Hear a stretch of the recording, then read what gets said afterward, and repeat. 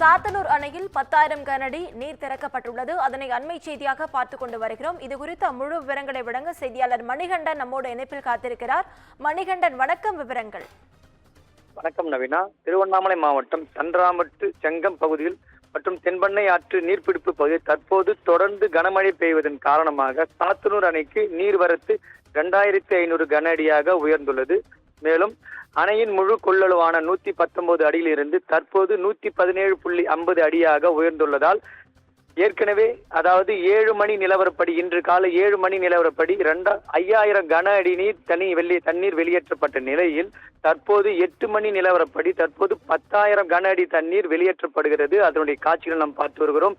ஏற்கனவே திருவண்ணாமலை மாவட்டத்தில் கடந்த ஞாயிற்றுக்கிழமை பெய்த கனத்த மழையால் பெஞ்சால் புயல் காரணமாக பெய்த கனத்த மழையால் சாத்தனூரின் வரலாறு காணாத அளவிற்கு 1,68,000 கன அடி தண்ணீர் வெளியேற்றப்பட்டதால் கடலூர், விழுப்புரம் உள்ளிட்ட மாவட்டங்கள் பெருமளவு வெள்ளத்தில் பாதிக்கப்படுது அனைவரும் அறிந்தது ஒன்று.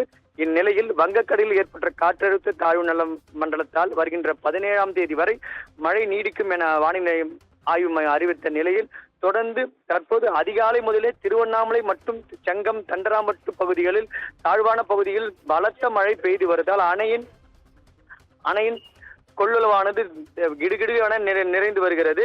தொடர்ந்து திருவண்ணாமலை பகுதியில் தொடர்ந்து பெய்து வரும் கனமழை காரணமாக சாத்தனூர் அணைந்து நீர்வரத்து படிப்படியாக அதிகரிக்கும் என்பதால் கரையோர மக்களும் ஆற்றை கடக்க வேண்டாம் எனவும் பொதுப்பணித்துறை அதிகாரிகள் தற்போது எச்சரிக்கை விடுத்துள்ளனர். நவீனா,